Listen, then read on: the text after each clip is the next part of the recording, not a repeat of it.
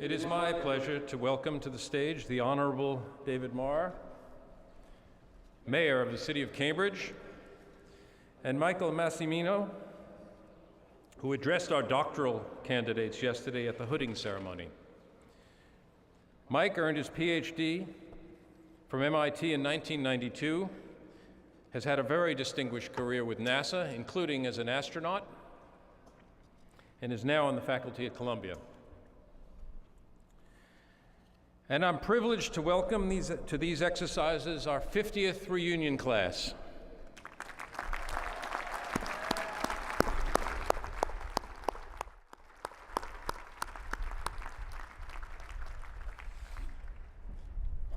And now my honor is to introduce our commencement speaker, Chief Technology Officer of the United States of America, Megan Smith.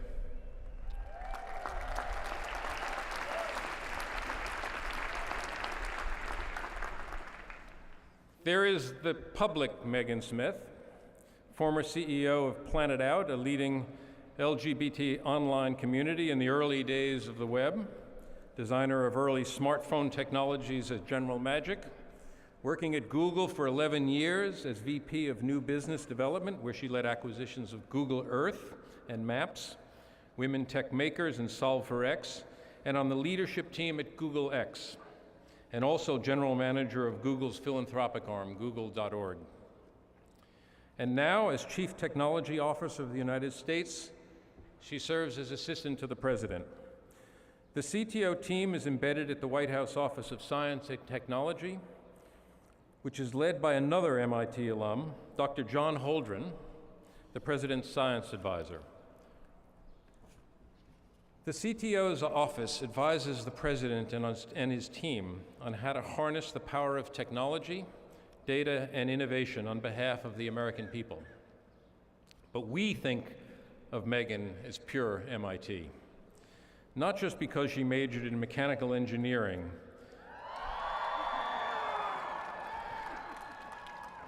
not just because she majored in mechanical engineering as an MIT undergraduate, the class of '86, or that she completed her master's thesis at the Media Lab,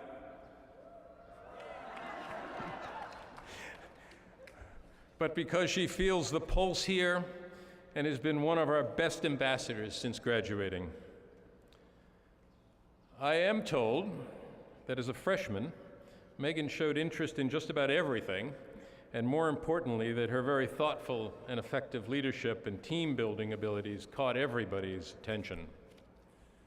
That must be why she is pursued by organizations to bring her wisdom to their boards, which, by the way, includes the MIT Corporation, on which Megan began serving just 2 years after receiving her undergraduate degree. Megan may be all things digital, but she is also a great spokesperson for innovation, gender equality and diversity, solving problems with STEM, engineering, just to mention a few of her areas. We are so fortunate that she can be with us here today. Please join me in welcoming Megan Smith.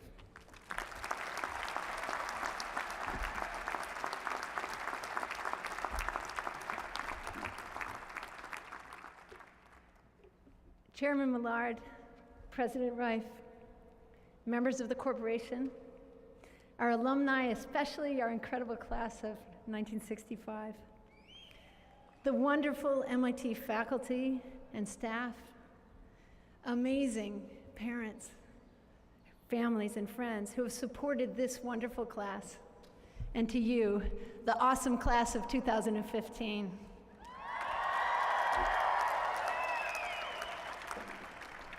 I remember when President Gray would take the stage when I was in Killian Court, he would always note that we welcome any commenting from infants and toddlers, happy or sad, during the ceremony. And for those who feel like infants and toddlers today, those comments would be okay too. Speaking of kids, my boys are here today, and they're inspired by all of you. As you know, we've recently moved to Washington, D.C., from Silicon Valley. One of my favorite experiences of this is not quite the same childhood as yours is watching my son Louis every day pull out his phone this fall saying, "Siri, when's it gonna snow?" My brother-in-law was walking with them recently, and they got into an argument as siblings do. Jeff heard my younger son Alex suddenly say to his big brother, "Louis, when my startup gets rich, I'm not gonna buy you anything." Proving that the context you grow up in is a big deal. Alex also calls entrepreneurs entrepreneurs, which I love for our nerd pride. So your class is filled with just extraordinary talent, diversity, and breadth. Together you speak over 55 languages, and that doesn't include computer languages. You are from families that have a long-standing tradition of university, yet many of you are from families who have never been to university before, and you're first in your families, and congratulations.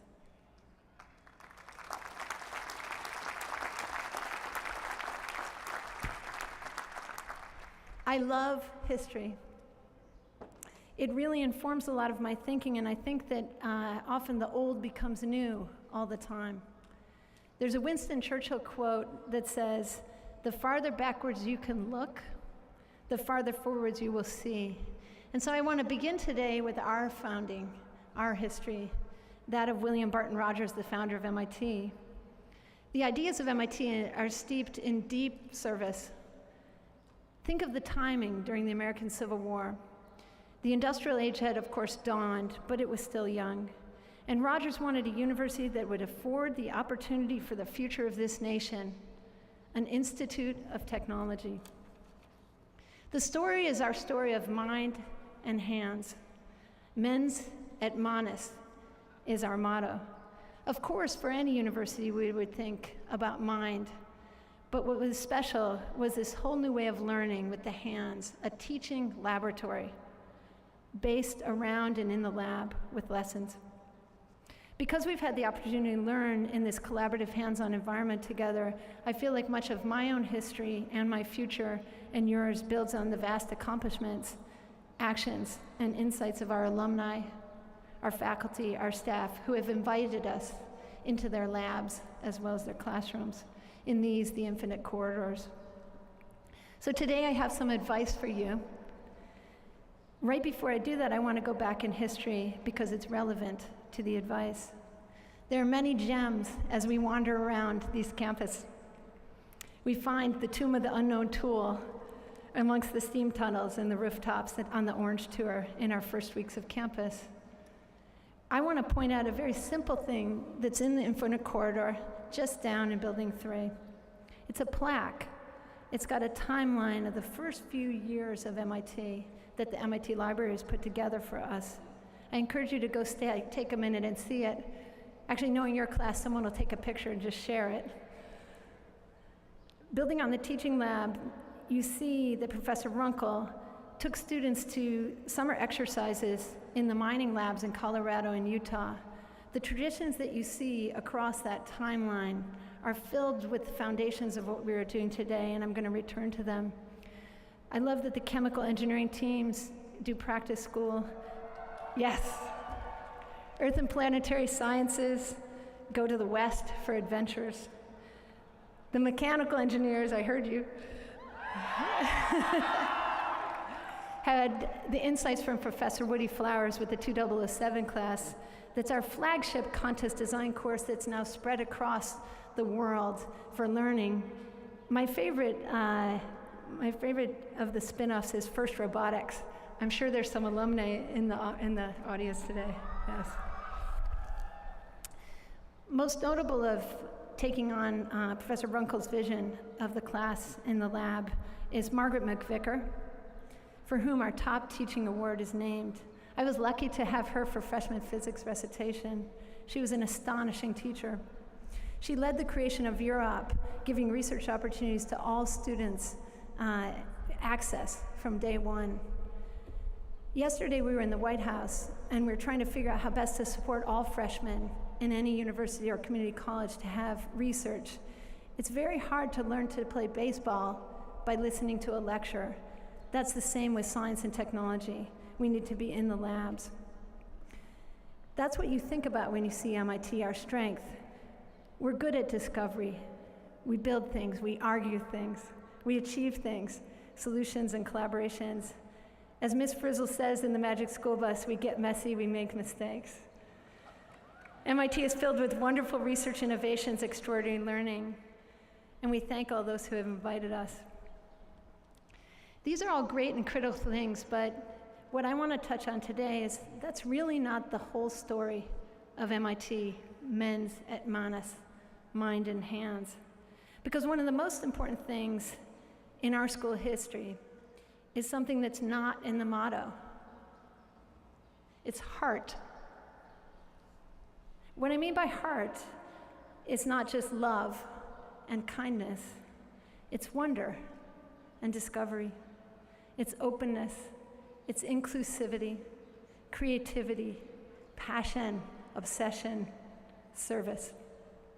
And that's what I want to focus on today, the importance of the heart piece in our lives, in your future, in our country, in our world. When I was a student, I was excited and starstruck, and I focused on exploring adventures. I was sometimes nervous in the roller coaster of the confidence that you run through while you're in school. And despite a few of those IHTFP moments, for our guest that stands for, it has the finest professors. What I do know is that I was excited from day one to work with everyone here and the great role models.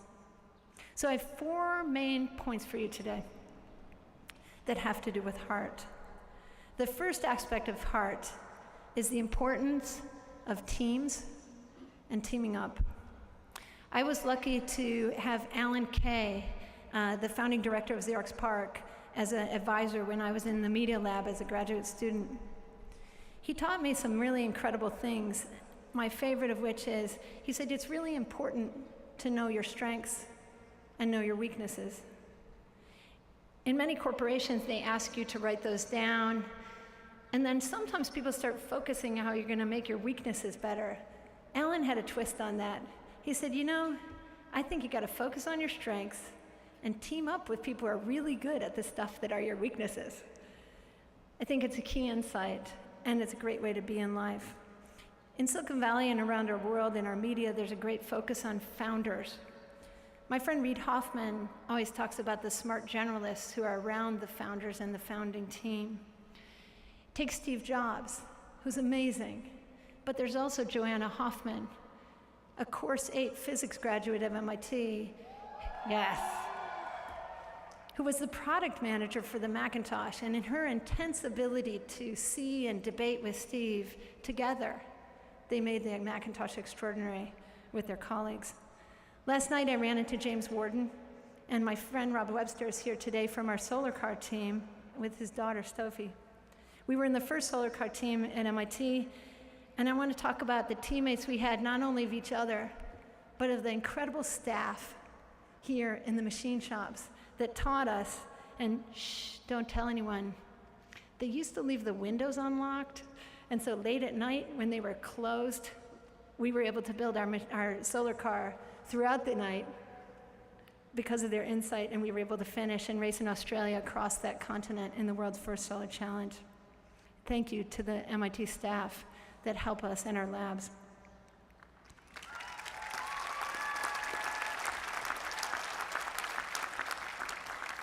So as you grow from what Professor Williams in dynamics always reminded us of, the greatest things of MIT is our teammates and our classmates, I tell you, go out and look for all of your colleagues and classmates as you join the greater world. There are many. Okay, the second piece of advice from heart that I want to talk to you about is kindness. Kindness is as important as knowledge. A friend of mine, his huge guy, who came full circle from an extraordinary life of terrible violence, he always uses this expression, he found that kindness is not weakness. That fact is an extraordinary strength. And it isn't just a moral point, it's a practical point. People can get into very bad habits of arguing ideas and shutting each other down, watching the person cautiously venture a half-formed idea only to be dismissed? What if that half idea was the first half of a cure for cancer-like idea? Unawareness of this can take the form of bullying each other without meaning to. I've had these personal experiences across corporate America with adults who don't realize they're being bullies. One of my favorite things is when people, just like we ask our children, step up and say, hey, chill it out, and make sure that the other people in the room are being heard. And I really encourage you to think that way and make sure the diversity of all of you are heard by each other. Letting people help you, help themselves, being kind to yourself, being kind to others, being open is important. That leads me to my third one, which is about openness and inclusivity. Talent is everywhere. I hold an image in my head about this. I was lucky to go to Afghanistan, an extraordinary country full of so much entrepreneurial talent. 60% of that country is under the age of 20. One of the people who was helping us with security when we were there used to tell us when he landed into Kandahar, he'd look out the window and he would see a little boy run out of his house and lay on the roof. And he wondered, was the boy excited about the planes? Why was he doing that? One day he was near his home and he went to visit. The boy was running out of the house to lie on top of the roof to protect his solar panel from cracking. And I just think about him because I think about what he would want and what he needed and to help him. Not all talent has access. Now I'm going to take you back to the timeline on the wall in Building 3. It highlights an extraordinary thing in 1865.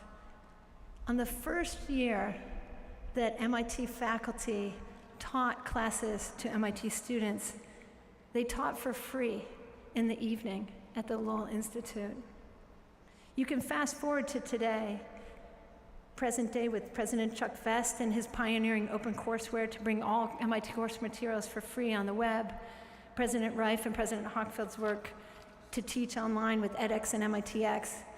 And yet, in the timeline, it's in our DNA to be open, to share, and it comes from our very first year. There's another point on the timeline about openness. All of our lectures and labs we opened in those days. And in 1871, a neighbor who was teaching deaf children to read and speak, Alexander Graham Bell, came to a lecture with Pickering in the physics department and joined him in the lab. In our lab, our open labs, he invented the fundamental designs that led to the telephone. Openness is important, it's part of our tradition, and it's something I hope you will embrace, like the MIT faculty have. So as the internet comes to our young boy and girls in Afghanistan to work with his solar power, we can bring all of MIT and he can join our community. I was able to work closely with Malala Yousafzai, the wonderful child, young adult now, who is fighting for girls' and boys' education. I want to share with you, her favorite subject is physics. So the talent is right in front of us often, and they don't have access. But also there's an inclusion point. There's a lot of stereotypes and misconceptions, unconscious bias. Though much of main bias, real bias, people discriminated overtly is gone, unconscious bias lives with us. Did you know that if there's 10 qualifications for a job, on average, men often apply if there's 3, women often apply if they have 7 of them. So it doesn't mean that there's anything wrong with either of those pieces, raising your hand sooner or later. It's just that as you want to include people, you want to make sure everyone is stepping up for these jobs. There's also the issues with media and history. The Imitation Game, if you saw it, is a wonderful story of Bletchley Park and the invention of computing, where Alan Turing, Joan Clark, and their colleagues saved so many lives as they used mathematics to break the codes during World War II. What people don't see in the film is that of the 10,000 talented people at Bletchley Park who saved 11 million lives and shortened World War II by 2 years with math, it's estimated, 2/3 of them were women, technical women. You see them in photos. Here in America, they were here at MIT and at Harvard, where Grace Hopper, an Edison-level American who we've mostly never heard of, invented computer languages and the idea of compiling or translating them. At the University of Pennsylvania, where Eckert and Mauchly created the ENIAC at the same time during the war, the foundations of modern computing. There's surfaced a nearly 70-year-old lost history story. They're in the photos. 6 women who invented modern computer science. They were the first programmers in our country. My friend who found them in the photos was first told they were refrigerator ladies, meaning they were modeling the machines. No, in fact, they wrote the first sort routines in our country. Or Katherine Johnson, now 96-year-old African-American, who has calculated the trajectories for Alan Shepard, John Glenn, and the Apollo mission. We didn't see her in the Apollo movies. So just remember to include people, and for those of you who are underrepresented in technology, know that you've always been here. Look in the photos and see yourselves reflecting back. And for those who have been part of the majority, remember to include these others. So my last point for you, my last emphasis of heart really is where Barton Rogers started with us, which is service. Service. Bringing science, technology, engineering, arts, and math through service. A lot of people ask me why I came to government from Silicon Valley. You know, it's very important that we're in environments like MIT, Silicon Valley, and others where we are deeply together as technology people. We can move fast, and we can really invent the highest end of things. It's also critically important to show up where we're more rare, where the greatest problems live. One of the things that our hope is to bring TQ, like IQ and EQ, TQ, tech skills, to government. We've started having things like data paloozas, hackathons, editathons, mapathons in the White House. We're bringing our culture. I was lucky to be at the beginning of the internet, and it's really the beginning of digital government. Many people are coming from Amazon and Facebook, Twitter, Atomic, BET Digital, and joining, and are my colleagues now. And there's also extraordinary people within the US government who are technical, who've always been there, who now are starting to have a voice at the main policy table. This is not just happening in America, it's happening in the UK, in Kenya, Estonia, which is a full digital government now, Chile, South Korea, India. So my hope for you is that you bring your technical service to the things that you love. Professor Bose, who taught us acoustics, says bring your passion and work on your most passionate topics. You'll be incredible.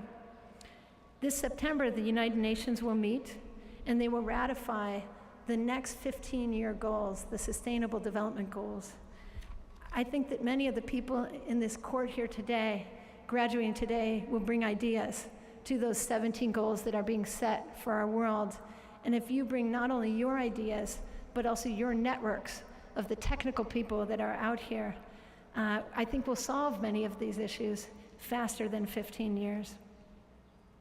Every morning we have a stand-up in the Roosevelt Room next to the Oval Office, led by Dennis McDonough, the President's Chief of Staff. His expression is, this is the meeting, you're in the meeting. And he gets us to focus on what we can do today. I encourage you, get in the meeting and bring everything about you, your talent, and your skills to that. We need your unique abilities. The last little point I'll make is to all of you surrounding our graduates. My math teacher, Mr. Keene, as I went to MIT, said, one of the greatest contributions you can make is not only what you will do, and you will do many things, but it's also to raise incredible children. And I want to thank everyone around us for what you have done and who you have created and what they are going to do.